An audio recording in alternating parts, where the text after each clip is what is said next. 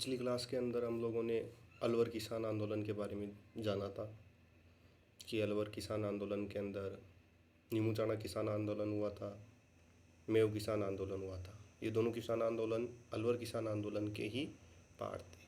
ये सब बातें हमने पिछली क्लास के अंदर की थी कि नीमूचाणा के अंदर किसान आंदोलन करते हैं, नीमूचाणा हत्याकांड होता है, मेव किसान आंदोलन होता है। इन सभी के ऊपर पिछली क्लास के अंदर हम लोगों ने चर्चा कर ली। अब आज इस क्लास के अंदर अपन चर्चा करेंगे शेखावटी किसान आंदोलन के बारे में। किसके बारे में चर्चा करेंगे? शेखावटी किसान आंदोलन के बारे में। तो शेखावटी क्षेत्र के अंदर पहले तो कौन कौन से क्षेत्र आते हैं भाई? शेखावटी किसान आंदोलन हो रहा है तो शेखावटी के अंदर कौन कौन से क्षेत्र आते हैं? तो शेखावटी के अंदर सीकर आता है, झुंझुनू आता है। शेखावटी के अंदर कौन कौन से क्षेत्र आते हैं? सीकर और झुंझुनू। कौन कौन से क्षेत्र आते हैं शेखावटी के अंदर? सीकर और झुंझुनू क्षेत्र आते हैं। उसके अलावा आगे बात करते हैं अपन शेखावटी किसान आंदोलन के बारे में कि जो शेखावटी क्षेत्र है वो किस रियासत का पार्ट था। तो कौन सी रियासत का पार्ट था शेखावटी?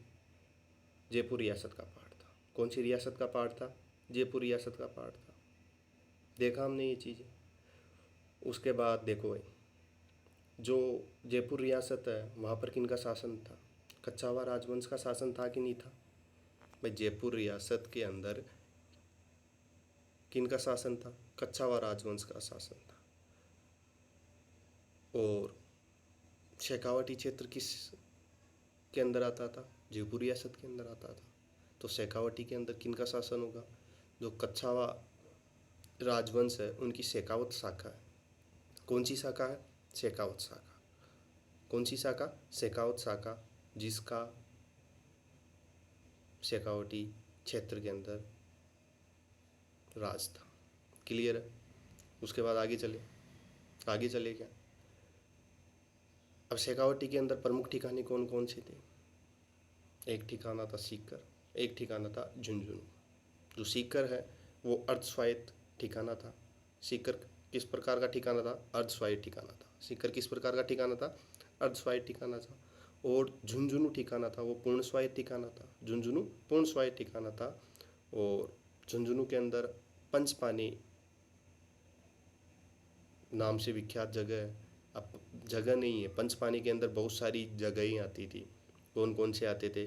जैसे मंडावा, नवलगढ़, ढूंढलोत, मलसीसर, बिसाऊ। तो कई बार क्वेश्चन आया हुआ है कि पंचपानी के अंदर कौन कौन से हिस्से शामिल है। ऑप्शन आता था मंडावा, नवलगढ़, ढूंढलोत, मलसीसर, बिसाऊ, और इनके अलावा कोई एक और ऑप्शन डाल दिया जाता था कि कौन से नहीं है। तो फिर वो ऑप्शन नहीं होता था किसमें? पंचपानी में। तो पंचपानी के अंदर कौन कौन आता है? मंडावा, नवलगढ़, ढूंढलोत, मलसीसर और बिसाऊ। क्लियर है? कौन कौन आता है भाई? कौन कौन आता है पंचपानी के अंदर? मंडावा, नवलगढ़, ढूंढलोत और मलसीसर। क्लियर है? क्लियर है क्या? यहाँ तक की बातें क्लियर है क्या? देखो भाई, क्या क्या देखा हमने। देखो क्या क्या देखा हमने। देखा कि जो शेखावटी क्षेत्र है, शेखावटी क्षेत्र के अंदर जयपुर रियासत के अंदर आता है। शेखावटी क्षेत्र किस रियासत में आता है? जयपुर रियासत में आता है। जयपुर रियासत में किन का शासन था? कच्छावा राजवंश का शासन था। और शेखावटी के अंदर कच्छावा राजवंश की कौन सी शाखा है? शेखावत शाखा। कौन सी शाखा है? शेखावत शाखा। उसके बाद हमने देखा कि प्रमुख ठिकाने कौन कौन से हैं शेखावटी के? एक तो सीकर है और एक झुंझुनू है। कौन कौन से हैं? सीकर और झुंझुनू। सीकर के अंदर पंचपानी है। सीकर के अंदर झुंझुनू के अंदर क्या है? पंचपानी। पंचपानी के अंदर कौन कौन आता है? मंडावा। भाई पंचपानी में कौन कौन आता है? मंडावा, नवलगढ़, ढूंढलोत, मलसीसर और बिसाऊ। ये सब किस किस के अंदर आते थे? पंचपानी के अंदर। भाई ये सब किस किस के अंदर आते हैं? पंचपानी के अंदर। अच्छे से याद करो, साथ के साथ क्लास के अंदर ही देखो भाई, पंचपानी में क्या क्या आएगा? पंचपानी में मंडावा, नवलगढ़, ढूंढलोत, मलसीसर, बिसाऊ। मंडावा, नवलगढ़, ढूंढलोत, मलसीसर, बिसाऊ। मंडावा, नवलगढ़, ढूंढलोत, मलसीसर, बिसाऊ। मंडावा, नवलगढ़, ढूंढलोत, मलसीसर, बिसाऊ। याद हो गया? आगे चले, आगे चले, आगे देखो भाई, आगे देखो, आगे देखो। उसके बाद देखते हैं किसान आंदोलन। जो शेखावटी किसान आंदोलन उसकी शुरुआत कब होती है? 1922 के अंदर। जो शेखावटी किसान आंदोलन उसकी शुरुआत कब होती है भाई? 1922 के अंदर शेखावटी किसान आंदोलन की शुरुआत होती है। शेखावटी किसान आंदोलन की शुरुआत कब होती है? 1922 के अंदर शेखावटी किसान आंदोलन की शुरुआत होती है। किस कारण से शेखावटी किसान आंदोलन की शुरुआत होती है भाई? किसान, कोई ना कोई रीज़न तो होगा जिसके कारण किसान आंदोलन करेंगे। तो वो कौन सा रीज़न था जिसके कारण किसान यहाँ पर आंदोलन करते हैं? तो इसका रीज़न क्या था कि जो सीकर के सामंत थे, कौन था सामंत? कल्याण सिंह। सीकर का सामंत कौन है भाई? सीकर के सामंत कौन है? कल्याण सिंह। सीकर के सामंत कल्याण सिंह द्वारा क्या कर दिया गया? करों में वृद्धि कर दी गई। सीकर के सामंत कल्याण सिंह द्वारा करों में क्या कर दी गई? वृद्धि कर दी गई, जिसके कारण किसान नाराज हो गए और किसानों ने क्या कर दिया? आंदोलन कर दिया। तो प्रमुख नेता कौन है? प्रमुख नेता कौन है भाई? रामनारायण चौधरी। नेता कौन है भाई? नेताजी कौन है? रामनारायण चौधरी। प्रमुख नेता कौन है? रामनारायण चौधरी। कौन है? रामनारायण चौधरी। अब सरकार ने इसके ऊपर रामनारायण चौधरी जो नेता थे उनके ऊपर क्या लगा दिया? प्रवेश पर प्रतिबंध लगा दिया। रामनारायण चौधरी का रियासत ठिकाने के अंदर प्रवेश पर क्या लगा दिया गया? रोक लगा दी गई। किसके द्वारा? सरकार के द्वारा। किसके द्वारा? सरकार के द्वारा रामनारायण चौधरी के ऊपर प्रवेश पर क्या लगा दी गई? रोक लगा दी गई। उसके बाद देखो भाई, आगे देखो। उसके बाद जो तरुण राजस्थान समाचार पत्र है, जिसको रामनारायण चौधरी द्वारा संपादन किया जाता था, तरुण राजस्थान समाचार पत्र रामनारायण चौधरी द्वारा संपादित समाचार पत्र था, उसके ऊपर भी क्या लगा दी जाती है? रोक लगा दी जाती है। क्लियर है? यहाँ तक की बातें सबको समझ में आ गई? समझ में आ गई क्या? आगे चले, आगे चले भाई। क्या क्या देखा? किसान आंदोलन की शुरुआत कब होती है? 1922 में। किस कारण होती है? कि जो कल्याण सिंह सामंत, उसके द्वारा करों में क्या कर दी जाती है? वृद्धि कर दी जाती है। नेता कौन है? रामनारायण चौधरी। तो इनके ऊपर सरकार क्या कर देती है? प्रवेश पर रोक लगा देती है। और इनका समाचार पत्र तरुण राजस्थान, उसके ऊपर क्या लगा दिया जाता है? प्रतिबंध लगा दिया जाता है। उसके बाद अंतर्राष्ट्रीय प्रभाव आते हैं कुछ। उसके बाद अंतर्राष्ट्रीय प्रभाव आते हैं। अब इंटरनेशनल प्रभाव के अंदर क्या क्या आता है कि जो ब्रिटेन का हाउस ऑफ कॉमन्स, ब्रिटेन का हाउस ऑफ कॉमन्स, उसके अंदर इस आंदोलन की चर्चाएं होती है। ब्रिटेन के हाउस ऑफ कॉमन्स के अंदर, ब्रिटेन के हाउस ऑफ कॉमन्स में इस आंदोलन की क्या होती है? चर्चा होती है। इस आंदोलन की क्या होती है? चर्चा होती है। और जो लंदन का समाचार पत्र है डेली हेराल्ड, समाचार पत्र का नाम क्या है? Daily Herald. Daily Herald London का समाचार पत्र, जिसका नाम क्या है? Daily Herald. भाई लंदन का समाचार पत्र क्या नाम है? Daily Herald. उसके समाचार पत्र के अंदर इसकी खबरें प्रकाशित होती है। शेखावटी किसान आंदोलन से संबंधित क्या होती है? खबरें प्रकाशित होती है। क्लियर है क्या? क्लियर है? आगे चले, आगे देखो भाई। उसके बाद आंदोलन का नेतृत्व कौन करता है? भाई रामनारायण चौधरी को तो ठिकाने के अंदर प्रवेश पर ही रोक लगा दी गई थी। तो अब इस आंदोलन का नेतृत्व कौन संभालते हैं? कौन संभालते हैं? ठाकुर देसराज। ठाकुर देसराज कहाँ के? भरतपुर के ठाकुर देसराज इस आंदोलन का नेतृत्व संभालते हैं। इस आंदोलन का नेतृत्व कौन संभालते हैं? ठाकुर देसराज। कौन संभालते हैं? ठाकुर देसराज इस आंदोलन का नेतृत्व संभालते हैं। उसके बाद देखो भाई, आगे चलते हैं, आगे देखो। 1931 में ठाकुर देसराज जैसे ही इसका नेतृत्व संभालते हैं, 1931 में जाट क्षेत्रीय महासभा का गठन करते हैं। कौन करते हैं? जाट क्षेत्रीय जाट महासभा का गठन किया जाता है। किसके द्वारा? ठाकुर देसराज के द्वारा। किसका गठन किया जाता है? बहुत इंपॉर्टेंट क्वेश्चन है, कई बार एग्जाम्स के अंदर आया हुआ है, कई बार एग्जाम्स में आया हुआ है कि जाट क्षेत्रीय महासभा का गठन कब हुआ? कब हुआ? 1931 में। कब हुआ? 1931 में। जाट क्षेत्रीय महासभा का गठन कब हुआ? 1931 में। जाट क्षेत्रीय महासभा का गठन किसके द्वारा? ठाकुर देसराज द्वारा। इसका प्रथम अधिवेशन कहाँ पर होता है? प्रथम अधिवेशन पलथाना सीकर में होता है। प्रथम अधिवेशन कब कब और कहाँ पर होता है? पलथाना शिखर में होता है। क्लियर है? आगे चलें, आगे चलिए क्या भाई? देखो भाई आगे देखो,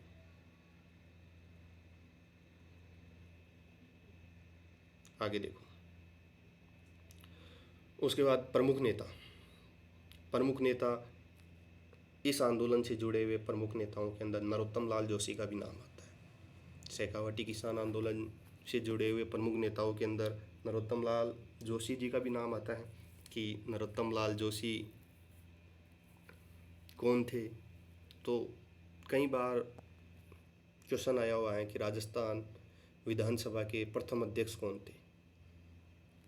क्वेश्चन आया हुआ है कि राजस्थान विधानसभा के प्रथम अध्यक्ष कौन थे, तो उसके अंदर नाम आता है नरोत्तम लाल जोशी का। किसका नाम आता है? नरोत्तम लाल जोशी का। तो राजस्थान विधानसभा के प्रथम अध्यक्ष कौन थे? नरोत्तम लाल जोशी।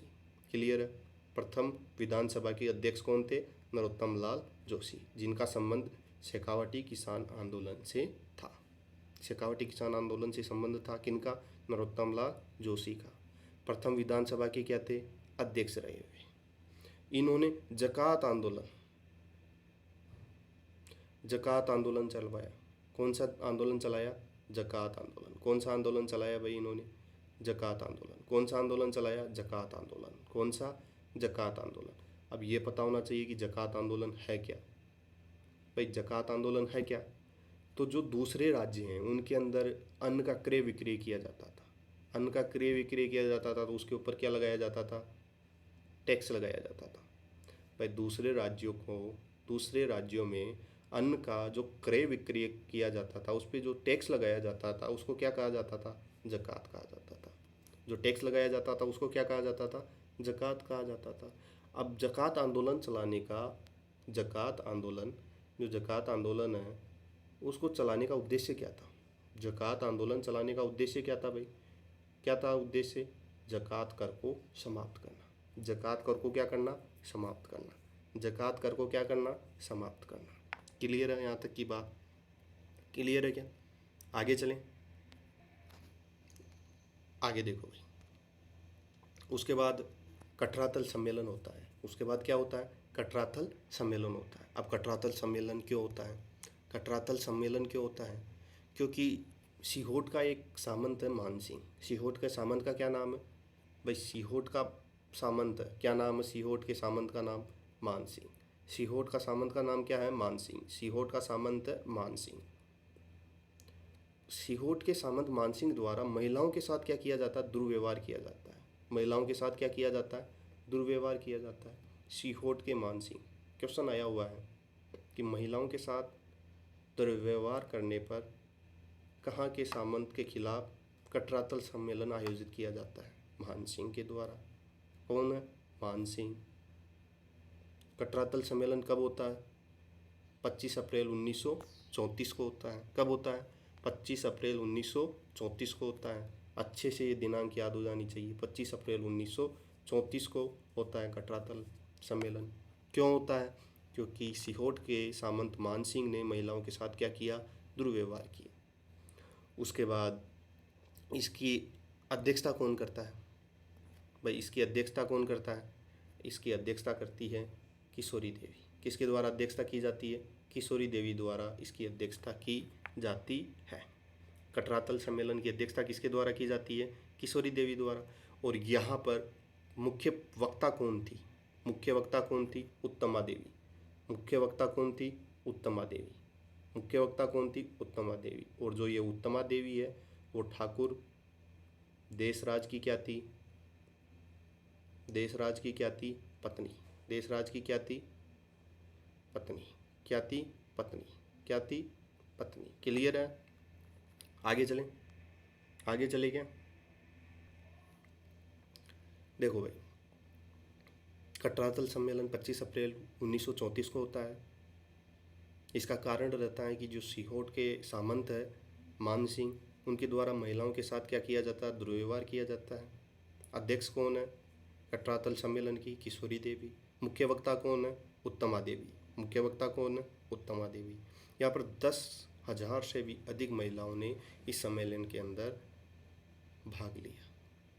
बहुत बड़ा अमाउंट है 10,000 उस समय। अमाउंट क्या मतलब? संख्या लोगों की। क्लियर है? आगे चलें। आगे देखो भाई, उसके बाद कुंदन हत्याकांड होता है। कौन सा हत्याकांड? कूदन। कौन सा हत्याकांड? कूदन हत्याकांड होता है। कब होता है? जस्ट कटरातल सम्मेलन के जस्ट एक साल बाद 25 अप्रैल 1935 को कूदन हत्याकांड होता है। देखो भाई, कूदन हत्याकांड। अब इसके अंदर नेता धापी देवी होती है, और धापी देवी कर नहीं देने पर अंग्रेज अधिकारी हैं एक कैप्टन वेब, उसके द्वारा क्या कर दिया जाता है? गोलियां चला दी जाती है। धापी देवी नेता है। धापी देवी क्या है? नेता है। और अंग्रेज अधिकारी कैप्टन वेब द्वारा किसानों के द्वारा कर नहीं देने पर, किसानों द्वारा कर नहीं देने पर क्या चला दी जाती है? गोलियां चला दी जाती है। किसके द्वारा? धापी देवी द्वारा। किसके द्वारा? धापी देवी द्वारा। कौन है? सॉरी, गोलियां किसके द्वारा चलाई जाती है? कैप्टन वेब के द्वारा। किसके द्वारा गोलियां चला दी जाती है? कैप्टन वेब के द्वारा। अब यहाँ पर कुछ किसान शहीद हो जाते हैं। क्या नाम है उनका? चेतराम। क्या नाम है? चेतराम, तुलसाराम, टीकाराम और आसाराम। ये किसान यहाँ पर क्या हो जाते हैं? शहीद हो जाते हैं। उसके बाद ब्रिटेन के संसद के अंदर, ब्रिटेन की संसद है उसके अंदर कूदन हत्याकांड के ऊपर चर्चा होती है। जो ब्रिटेन के संसद है उसके अंदर कूदन हत्याकांड की क्या होती है? कूदन हत्याकांड के ऊपर क्या होती है? चर्चा होती है। यहाँ तक की बात समझ में आ गई क्या? क्लियर है यहाँ तक सब कुछ? भाई देखो भाई, कूदन हत्याकांड जो कटरातल सम्मेलन है उसके जस्ट एक साल बाद होता है। भाई कूदन हत्याकांड कटरातल सम्मेलन के जस्ट एक साल बाद होता है। यहाँ पर नेता कौन है? धापी देवी है। नेता कौन है? धापी देवी है। और धापी देवी है, ये किसानों को कर देने से मना करती है। किसान कर नहीं देते हैं, तो किसान कर नहीं देने पर अंग्रेज अफसर कैप्टन वेब द्वारा किसानों के ऊपर क्या चला दी जाती है? गोली चला दी जाती है। किसानों के ऊपर गोलीबारी कर दी जाती है कैप्टन वेब द्वारा। इसके अंदर 4 किसान शहीद होते हैं: चेतराम, तुलसाराम, टीकाराम, और टीकूराम या टीकाराम मान लो, आसाराम। और जो ये हत्याकांड है इसकी चर्चा ब्रिटेन की संसद के अंदर होती है। क्लियर है बात? आगे चलें। आगे देखो भाई, उसके बाद होता है जयसिंहपुरा हत्याकांड। कौन सा? जयसिंहपुरा हत्याकांड 1934 के अंदर होता है। अब जयसिंहपुरा हत्याकांड कहाँ पर होता है? झुंझुनू के अंदर होता है। झुंझुनू का प्रसिद्ध हत्याकांड है जयसिंहपुरा हत्याकांड। अब इसके बारे में क्यों पढ़ते हैं अपन लोग? इसके बारे में इसलिए पढ़ते हैं क्योंकि राजस्थान का ये एकमात्र हत्याकांड है जिसके अंदर किसानों के हत्यारों को क्या मिली थी? सजा मिली थी। तो राजस्थान का पहला किसान हत्याकांड, राजस्थान का पहला किसान हत्याकांड जिसके दोषियों को क्या मिली थी? सजा मिली थी। क्लियर है क्या बात? जिसके दोषियों को क्या मिली थी? सजा मिली थी। यहाँ तक बात समझ में आ गई? सब कुछ क्लियर है? आगे चलें। आगे देखो भाई, उसके बाद अमर सेवा समिति के बारे में पढ़ेंगे अपन। भाई ये इन सब का संबंध किससे है? शेखावटी किसान आंदोलन से है। चाहे वो कटरातल सम्मेलन हो, चाहे वो जयसिंहपुरा हत्याकांड हो, चाहे वो कूदन हत्याकांड हो, चाहे वो अमर सेवा समिति हो, इन सभी का संबंध किससे है? शेखावटी किसान आंदोलन से। तो अमर सेवा समिति कहाँ पर? चिड़ावा, झुंझुनू में। अमर सेवा समिति कहाँ पर है? चिड़ावा, झुंझुनू में। कहाँ पर है भाई अमर सेवा समिति? चिड़ावा, झुंझुनू के अंदर। क्लियर है? आगे चले। अब देखो भाई, इसकी स्थापना कौन करते हैं? मास्टर प्यारेलाल। किसके द्वारा की जाती है? मास्टर प्यारेलाल द्वारा इसकी स्थापना की जाती है। जो मास्टर प्यारेलाल है उनको चिड़ावा का क्या कहा जाता है? गांधी कहा जाता है। चिड़ावा का गांधी किसे कहा जाता है? क्वेश्चन आया हुआ है, कई बार एग्जामों में आया हुआ है कि चिड़ावा का गांधी कौन है? मास्टर प्यारेलाल। कौन है चिड़ावा का गांधी? मास्टर प्यारेलाल। कौन है भाई चिड़ावा का गांधी? मास्टर प्यारेलाल। क्लियर है? अब जो अमर सेवा समिति है इसका उद्देश्य क्या था? शेखावटी में राजनीतिक जागरूकता फैलाना। तो इसका उद्देश्य क्या था? शेखावटी के अंदर राजनीतिक जागरूकता फैलाना। क्लियर है बात? क्लियर है क्या?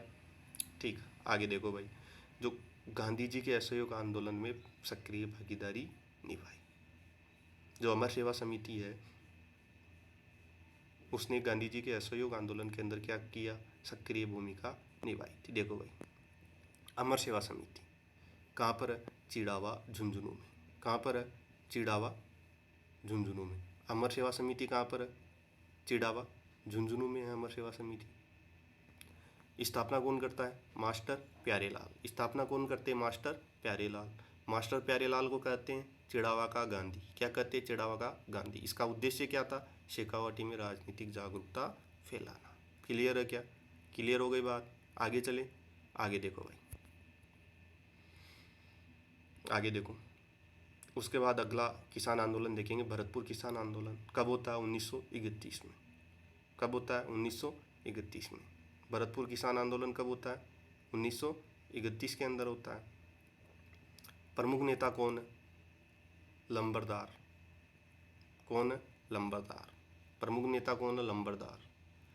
अरे नेता कौन है, क्वेश्चन आया हुआ है, ये भी एग्जाम्स के अंदर कई बार क्वेश्चन पूछा हो गया है कि भरतपुर किसान आंदोलन के नेता कौन है, से संबंधित नेता का नाम क्या है या नेता कौन है? तो नेता कौन है? लंबरदार भोज। कौन है नेता? लंबरदार भोज। क्लियर है क्या? क्लियर है? क्लियर है यहाँ तक? ठीक है भाई, आगे चलते हैं। इसी के साथ जो किसान आंदोलन है वो समाप्त हो जाते हैं। किसान आंदोलन समाप्त हो जाते हैं। अब किसान आंदोलन से जुड़ा हुआ ही एक टॉपिक है, जनजातीय आंदोलन। कौन से आंदोलन? भाई आंदोलन आंदोलन पढ़ रहे हैं अपन, तो पहले तो किसान आंदोलन पढ़ा हमने, अब पढ़ेंगे अपन कौन से आंदोलन? जनजातीय आंदोलन। किसान आंदोलनों के बारे में, जितने भी किसान आंदोलन थे, चाहे वो बिजोलिया किसान आंदोलन हो, बेंगू किसान आंदोलन हो, उसके बाद हमने बूंदी या बरड़ किसान आंदोलन पढ़ा, उसके बाद में अलवर किसान आंदोलन पढ़ा, शेखावाटी किसान आंदोलन पढ़ा। इन सभी के बारे में हमने डिटेल से सारी चीज़ें जान ली। भरतपुर किसान आंदोलन पढ़ लिया। अब अपन पढ़ेंगे क्या? जनजातीय आंदोलन। कि जनजातीय आंदोलन क्यों हुए, क्या रीज़न थे कि जनजातीय आंदोलन किया गया।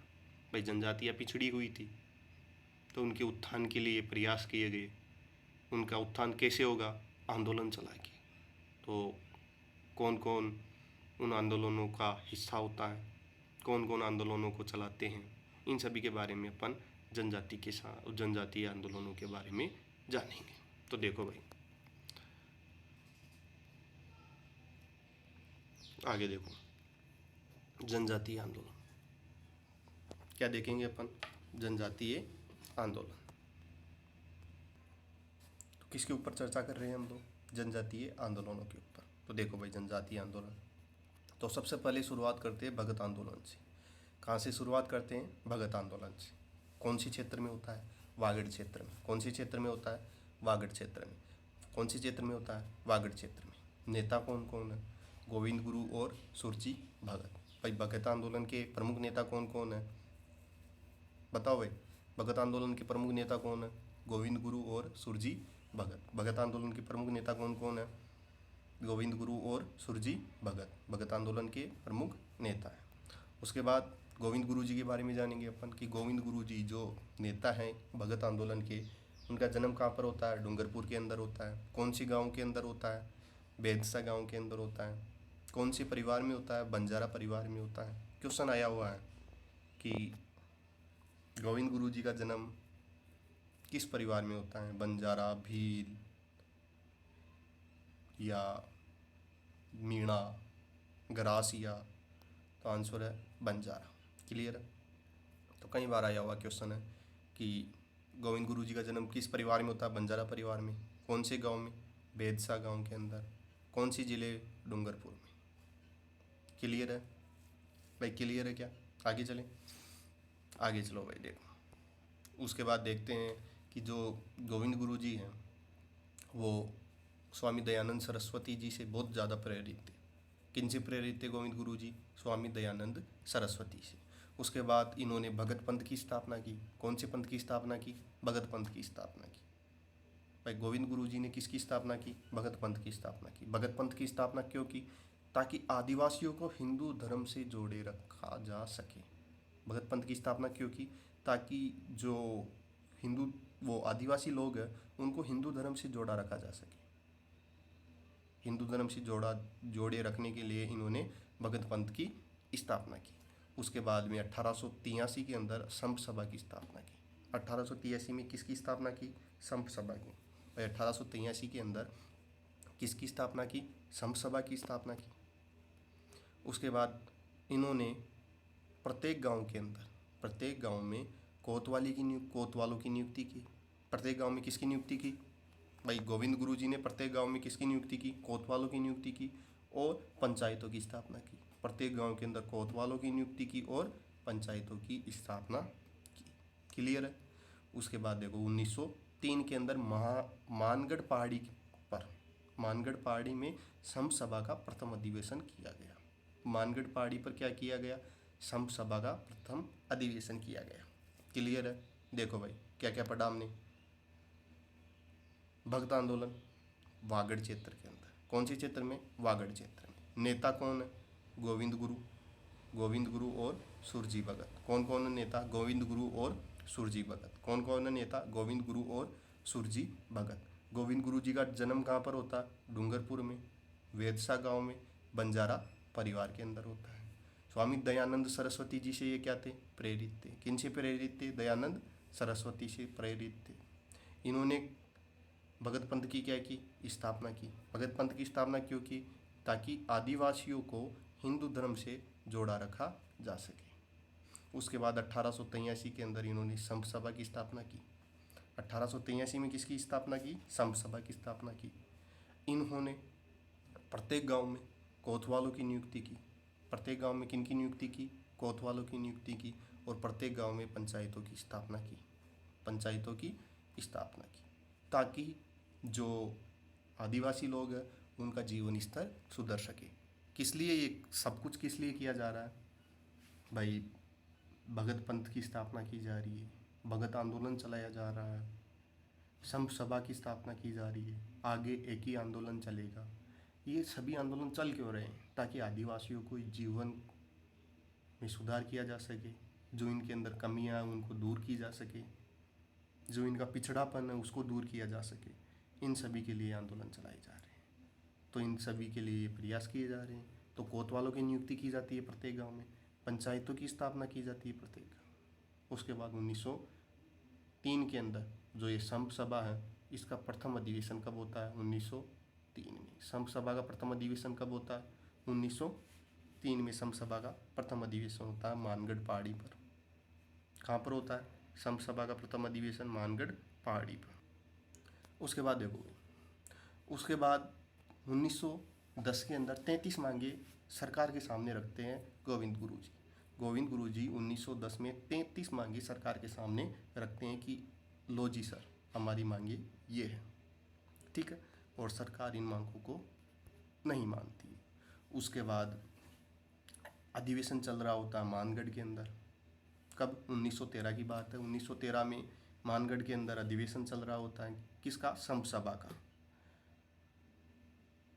तो पुलिस द्वारा उसके ऊपर जो सभा चल रही होती है उसके ऊपर क्या कर दी जाती है? फायरिंग कर दी जाती है। तो इस फायरिंग के अंदर 1500 से भी अधिक भील शहीद हो जाते हैं। इस फायरिंग में कितने भील शहीद हो जाते हैं? 1500 से भी अधिक भील शहीद हो जाते हैं। और यहीं से गोविंद गुरु जी को और पुंजाधीर जी को गिरफ्तार कर लिया जाता है। इसको क्या किस नाम से जानते हैं अपन? इसको नाम जानते हैं मानगढ़ हत्याकांड के नाम से जानते हैं। किसके नाम से जानते हैं? मानगढ़ हत्याकांड। किसके नाम से? मानगढ़ हत्याकांड। कब हुआ था ये? 17 नवंबर 1913 को। मानगढ़ हत्याकांड कब हुआ था? 17 नवंबर 1913 को। 1500 से भी अधिक आदिवासी शहीद हो जाते हैं। गोविंद गुरु जी और पुंजाधीर जी को क्या कर लिया जाता है? गिरफ्तार कर लिया जाता है। क्लियर है क्या बात? आगे चलें। आगे देखो भाई, जो मानगढ़ हत्याकांड है इसको राजस्थान का क्या कहा जाता है? जलियांवाला बाग। मानगढ़ हत्याकांड को क्या कहा जाता है? राजस्थान का जलियांवाला बाग। राजस्थान का जलियांवाला बाग किसे कहा जाता है? मानगढ़ हत्याकांड। क्वेश्चन आया हुआ है, ये भी क्वेश्चन आया हुआ है, इंपॉर्टेंट है कि मानगढ़ हत्याकांड को क्या किस नाम से भी जाना जाता है? राजस्थान का जलियांवाला बाग हत्याकांड के नाम से जाना जाता है, या राजस्थान के जलियांवाला बाग हत्याकांड के नाम से किसे जाना जाता है? मानगढ़ हत्याकांड को जाना जाता है। क्लियर है? आगे चले। आगे देखो भाई, उसके बाद गोविंद गुरु जी के बारे में ये कहा जाता है कि गोविंद गुरु जी अहिंसा के समर्थक थे और इनका सफ़ेद झंडा वो शांति का प्रतीक था। ये तो ऐसे ही कोई इम्पोर्टेंट बात नहीं रही। हाँ, अगली बात, रिहाई के बाद गोविंद गुरु जी गुजरात के काम्बिया गांव में रहने लगे। भाई गोविंद गुरु जी रिहा हो गए। भाई मानगढ़ हत्याकांड के समय इनको गिरफ्तार कर लिया गया था। उसके बाद इनकी रिहाई हुई। रिहाई होने के बाद ये गुजरात के काम्बिया गांव के अंदर रहने लगे। कहाँ पर रहने लगे?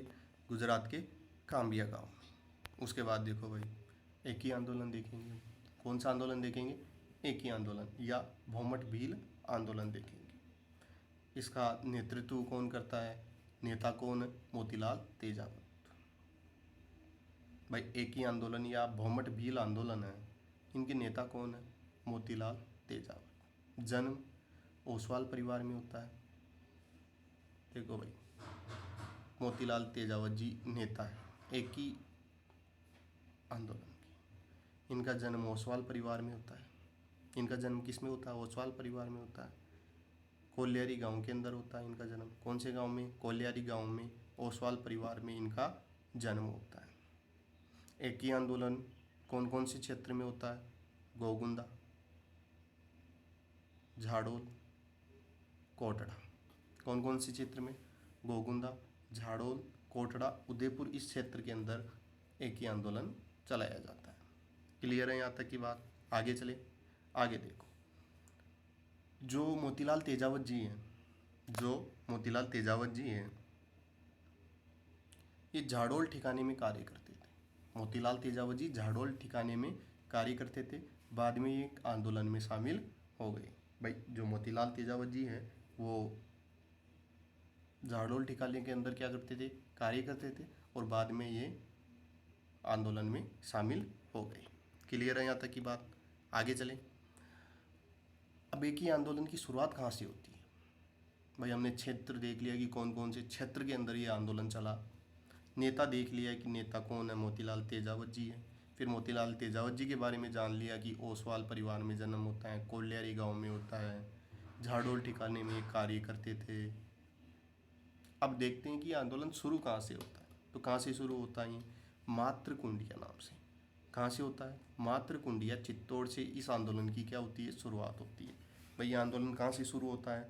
मातृकुंडिया, चित्तौड़ से ये आंदोलन शुरू होता है। क्लियर है क्या बात? क्लियर है क्या? आगे चलें।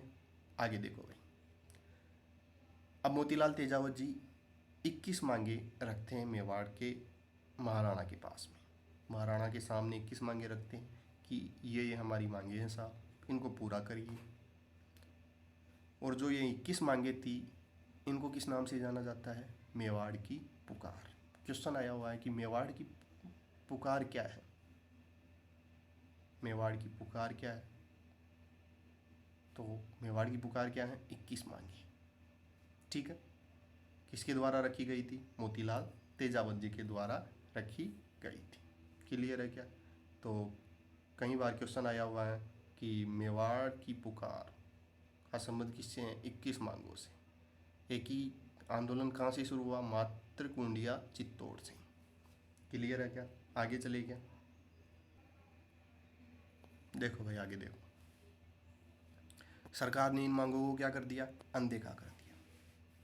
21 मांगे रखी मोतीलाल तेजावत जी ने, जिन्हें मेवाड़ की पुकार कहा गया, और इन मांगों को सरकार ने क्या कर दिया? अनदेखा कर दिया। अब अनदेखा कर दिया तो आंदोलन चलेगा, उसमें कोई दो राय है ही नहीं। उसके बाद आंदोलन चला तो भीलों की सभा चल रही थी, तो सभा के अंदर पुलिस ने गोलियां चला दी तो हत्याकांड हो गया। तो उस हत्याकांड को किस नाम से जानते हैं? नीमड़ा हत्याकांड। किस नाम से जानते हैं उस हत्याकांड को? नीमड़ा हत्याकांड। भाई नीमड़ा हत्याकांड के नाम से जानते हैं। कब हुआ ये? 1922 में। नीमड़ा हत्याकांड कब हुआ? 1922 में। सभा पर पुलिस ने क्या चला दी? गोलियां, और 1200 भील शहीद हो गए। और यहाँ से क्या होता है कि मोतीलाल तेजावत जी फरार हो जाते हैं। मोतीलाल तेजावत जी यहाँ से क्या हो जाते हैं? फरार हो जाते हैं नीमड़ा से। उसके बाद महात्मा गांधी जी के कहने पर मोतीलाल तेजावत जी 1929 में आत्मसमर्पण करते हैं। भाई नीमड़ा से तो क्या हो गए? मोतीलाल तेजावत जी फरार हो गए।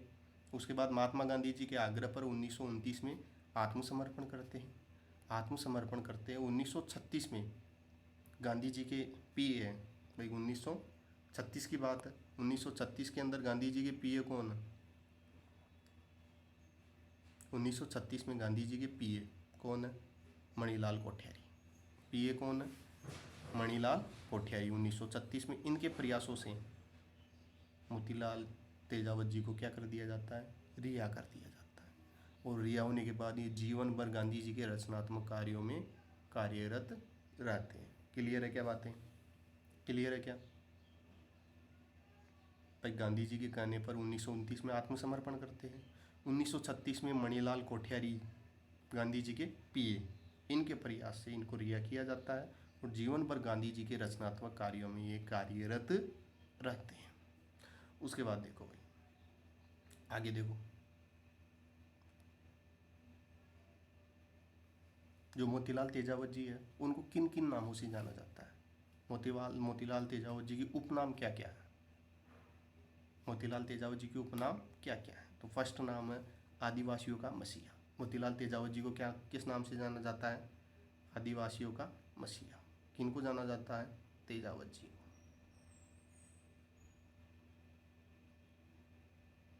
किनको? मोतीलाल तेजावत जी को किस नाम से जाना जाता है? आदिवासियों का मसीहा।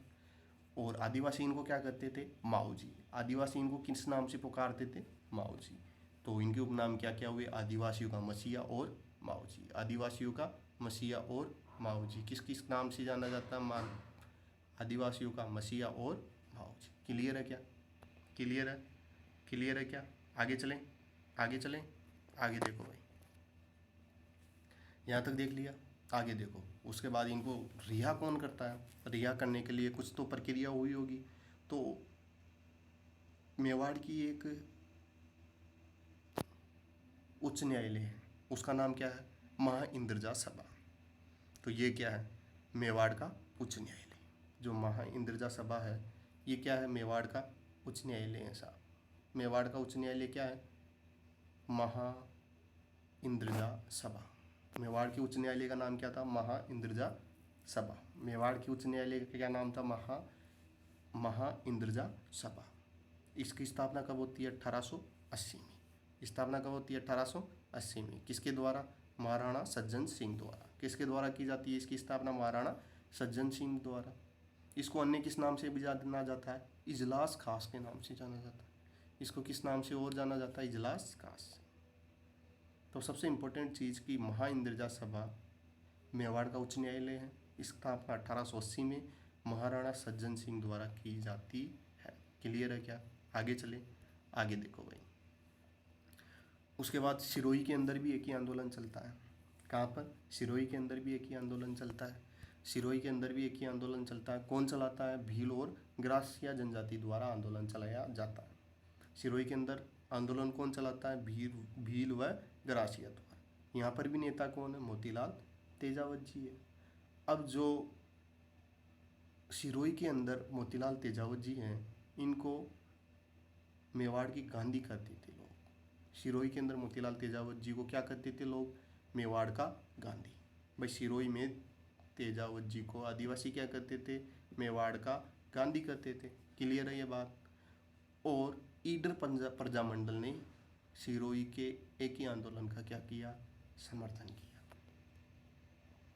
देखो भाई, सिरोही के अंदर जो एक ही आंदोलन है किसके द्वारा चलाया गया? भील व ग्रासिया जनजाति द्वारा चलाया गया। नेता कौन है? मोतीलाल तेजावत है। सिरोही के जो आदिवासी है वो मोतीलाल तेजावत जी को क्या कहते थे? मेवाड़ का गांधी कहते थे। ईडर प्रजामंडल ने इस आंदोलन का क्या किया? समर्थन किया। ईडर प्रजामंडल ने। कौन से प्रजामंडल ने? ईडर प्रजामंडल ने। क्लियर है यहाँ तक की बातें? आगे चले, आगे देखो भाई, ये कोई इतनी इम्पोर्टेंट चीज़ है नहीं तो इसको याद करने की ज़रूरत नहीं है। क्लियर है? आगे चलें, आगे देखो भाई, आगे देखो। उसके बाद मीणा आंदोलन। एक ही आंदोलन समाप्त हो गया, एक ही आंदोलन समाप्त हो गया। उसके बाद देखते हैं अपन मीणा आंदोलन। कौन सा आंदोलन? मीणा आंदोलन। अब मीणा आंदोलन के प्रमुख नेता कौन कौन है? छोटू राम, जवाहर राम, महादेव। कोई इतने इम्पोर्टेंट है नहीं, पूछते नहीं है इनको क्वेश्चन, इनका क्वेश्चन आता नहीं है एग्जाम्स के अंदर, फिर भी देख लो। उसके बाद मीणा आंदोलन क्यों किया गया? कि जो आपराधिक जनजाति अधिनियम है उसके अंदर 1924 के अंदर 1924 में आपराधिक जनजाति आंदोलन के अंदर मीणा जनजाति को शामिल कर लिया गया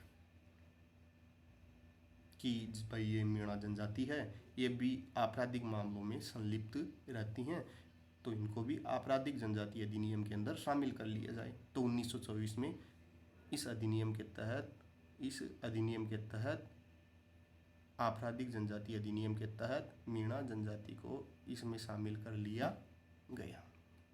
क्लियर है? क्लियर है क्या? उसके बाद देखो भाई यहाँ पर कुछ टाइपिंग मिस्टेक हुई रखी है, तो देखो क्या क्या टाइपिंग मिस्टेक हो रखी है यहाँ पर। एक तो ये 1930 नहीं है, ये है 1929, ठीक है। और एक ये जयराम नहीं, जरायम नहीं है, ये है जयराम, ये है जया या जयराम या जयराम, ये जयराम या जयराम पेशा अधिनियम है। तो दो चीज़ें यहाँ पर याद रखनी है। सबसे इम्पोर्टेंट, 1924 में मीणा जनजाति को आपराधिक जनजाति अधिनियम के अंदर शामिल कर लिया गया। दूसरी बात, 1929 के अंदर जयराम पेशा अधिनियम पारित किया गया, जिसके तहत मीणा महिलाओं व पुरुषों को थाने में हाजिरी लगाना अनिवार्य कर दिया गया। भाई कौन कौन सी दो बातें याद रखना इम्पोर्टेंट है। 1924 के अंदर आपराधिक जनजाति अधिनियम के अंदर मीणा जनजाति को शामिल कर लिया गया। सेकंड, 1929 के अंदर जयराम पेशा अधिनियम के तहत जयराम पेशा अधिनियम लागू किया गया। इसके तहत मीणा जनजाति की महिलाओं व पुरुषों व बच्चों को थाने में हाजिरी लगाना अनिवार्य कर दिया गया। क्लियर है क्या ये बातें? आगे चलें, आगे देखो भाई, इसके खिलाफ मीणा जनजाति ने क्या किया? आंदोलन किया। कारण पता चल गया कि मीणा जनजाति आंदोलन क्यों कर रही है। यही रीजन था कि मीणा जनजाति ने आंदोलन चलाया। आगे देखो, आगे देखो, आगे देखो, आगे चलते। उसके बाद 1933 में मीणा क्षेत्रीय महासभा का गठन किया गया। 1933 में मीणा क्षेत्रीय महासभा का क्या किया गया? गठन किया गया। किसका गठन किया गया? 1933 में मीणा क्षेत्रीय महासभा का गठन किया गया। उसके बाद नीम के थाना के अंदर मीणा क्षेत्रीय महासभा का सम्मेलन आयोजित किया जाता है 1944 में, 11 साल बाद। 1933 के अंदर मीणा क्षेत्रीय महासभा का गठन किया गया, उसके 11 साल बाद, 11 वर्ष बाद 1944। 1933 में मीणा क्षेत्रीय महासभा का गठन किया गया, उसके 11 वर्ष बाद नीम के थाना में सम्मेलन आयोजित किया जाता है 1944 में। आयोजन कौन करता है? संत मुनि मगन सागर, संत मुनि मगन सागर जी द्वारा इस सम्मेलन का आयोजन करवाया जाता है। इस सम्मेलन का आयोजन करवाया जाता है किनके द्वारा? संत मुनि मगन सागर जी के द्वारा। जो संत मुनि मगन सागर जी है, इनके द्वारा मीन पुराण नामक पुस्तक लिखी गई। इनके द्वारा ये कौन सी लिखी गई? मीन पुराण नामक पुस्तक लिखी गई। और इस पुस्तक के अंदर मीणा जाति का गौरवशाली इतिहास बताया गया। इसके अंदर क्या बताया गया है? मीणा जनजाति का गौरवशाली इतिहास बताया गया है। किस पुस्तक में? मीन पुराण पुस्तक में। उसके बाद इस सम्मेलन के अंदर ही मीणा सुधार समिति का गठन किया गया। मीणा सुधार समिति का गठन किया गया। मीणा सुधार समिति का गठन किया गया। कब गठन किया गया? नीम का थाना सम्मेलन के समय 1944 में। क्लियर है बात? 1933 में मीणा क्षेत्रीय महासभा का गठन होता है। उसके 11 वर्ष बाद 1944 में नीम का थाना में सम्मेलन आयोजित किया जाता है। इस महासभा का आयोजन कौन करता है? संत मुनि मगन सागर जी करते हैं। संत मुनि मगन सागर जी ने मीना पुराण नामक पुस्तक लिखी थी। और इस मीना पुराण पुस्तक के अंदर मीणा जनजाति का गौरवशाली इतिहास बताया गया है और मीणा सुधार समिति का गठन किया गया इस सम्मेलन के अंदर। क्लियर है क्या? यहाँ तक की बातें सभी की समझ में आ गई। आगे चले, आगे देखो भाई। उसके बाद मीणा जनजाति का बागावास सम्मेलन होता है। कौन सा? बागावास। भाई बागावास जयपुर के अंदर है। जो ये बागावास है ये है जयपुर में।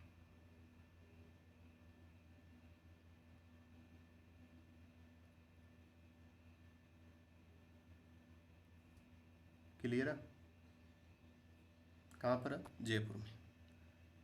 तो बागावास जयपुर के अंदर सम्मेलन का आयोजित किया जाता 1946 के अंदर, 2 वर्ष बाद।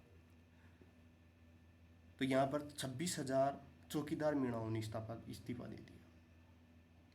कौन से मीणाओं ने? चौकीदार मीणाओं ने। 26,000 चौकीदार मीणाओं ने क्या कर दिया? इस्तीफा दे दिया। और इसी दिन को मुक्ति दिवस के रूप में मनाया गया। मीणाओं द्वारा इस दिन को किस रूप में मनाया गया? मुक्ति दिवस के रूप में मनाया गया। 1952 में जयराम, फिर से वही मिस्टेक आ गई, जयराम है, जयराम, ठीक है ना? जयराम नहीं है ये, जयराम, ठीक है? तो जयराम है या जयराम, ठीक है? तो जयराम पेशा अधिनियम समाप्त कर दिया गया। कब किया गया ये? 1952 में। कब किया गया? 1952 में। क्लियर है? क्लियर है क्या ये सारी बातें? क्लियर है? आगे चलें, आगे चलें, आगे देखो भाई। इसी के साथ जो अपना किसान आंदोलन है वो समाप्त होते हैं, अपने जनजातीय आंदोलन है वो समाप्त होते हैं। हमने 2 टॉपिक कंप्लीट कर लिए। 1857 की क्रांति कंप्लीट कर ली, उसके क्वेश्चन आंसर्स करवा दिए। उसके बाद में किसान आंदोलन हो गए, जनजातीय आंदोलन हो गए। नेक्स्ट क्लास के अंदर इसके अब तक के जो एग्ज़ाम्स के अंदर आए हुए क्वेश्चंस हैं वो करवा देंगे, और जिनकी संभावना है कि ये क्वेश्चन नेक्स्ट एग्ज़ाम के अंदर या आने वाली एग्ज़ामों के अंदर आ सकते हैं, तो इनके बारे में वो वाले क्वेश्चन नेक्स्ट क्लास के अंदर करवा देंगे। उसके बाद नेक्स्ट टॉपिक चलेगा क्या? प्रजामंडल आंदोलन, ठीक है? तो आज की मुलाकात बस इतनी, कर लेंगे बातें कल चाहे जितनी, ठीक है? धन्यवाद।